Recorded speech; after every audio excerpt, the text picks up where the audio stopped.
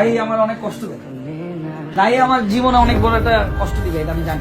তোর তো ওই মনুষ্যত্ব না, আপনি শুধু রিভেঞ্জ রিভেঞ্জ রিভেঞ্জ রিভেঞ্জ, কারে কারে ধরবেন, কারে কারে মারবেন, কারে কারে কি করবেন, আপনার মনের মধ্যে শুধু এসব হারামি। আল্লাহ কি আমরা ছাড় দিব? এই সময় কম, শুরু করো। আপনি যে ফোন দিয়ে কয় ওই যে সরকারের যে ইয়েগুলা ভাঙচুর কইছে, মেট্রো রেল এগুলা নিয়ে একটা ভিডিও বানাইতে হইব। এ কথা বলে আমারে বলতে যে তোলাই ভাইয়া কিছু টাকা পাঠাইতেছি, তো হে তো যেটা বলে আমরা তো ভয় পাই, আমি কিন্তু হেরে বাঘের মতো ডরাই।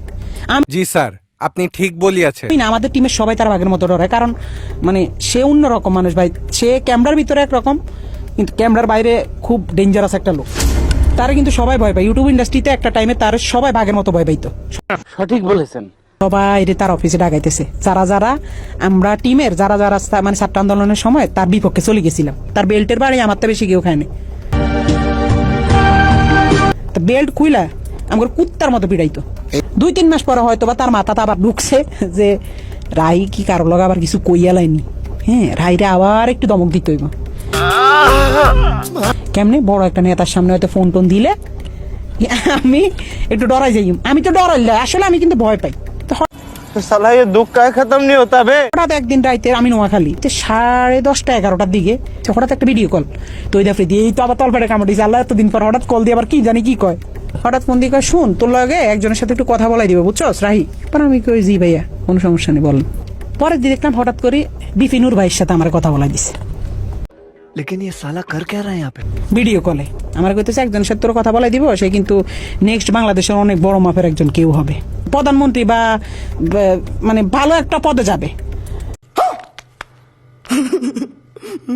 তো পরে দি আফ্রিদি ভাইকে বুঝছসি তো তোর ভাইয়ের অবস্থানটা। यही नहीं, अभी और सुनिए। আমি কি জি ভাই বুঝছি, পরে কথা সাবধানে থাকিস, ঠিক আছে? আমি কি জি ভাই ঠিক আছে।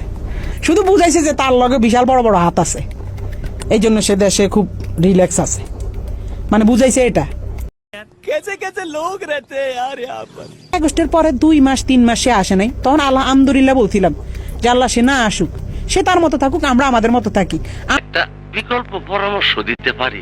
আমরাও তার কাছে যাইতাম চাই না, সেও আমার কাছে না আসুক। যে মানুষ 5 আগস্টের পরে আইসা দেশে স্টে করছে, সুন্দরভাবে থাকছে, আল্লাহ তো আপনার সুযোগ দিছে, কিন্তু না আপনার ভিতরে তো ওই মনুষ্যত্ব না। আপনি শুধু রিভেঞ্জ রিভেঞ্জ রিভেঞ্জ রিভেঞ্জ, কারে কারে ধরবেন, কারে কারে মারবেন, কারে কারে কি করবেন, আপনার মনের মধ্যে শুধু এসব হারামি। আল্লাহ কি আমরা ছাড় দিব? এসব কারণে তো আল্লাহ মানে ছাড়ে না।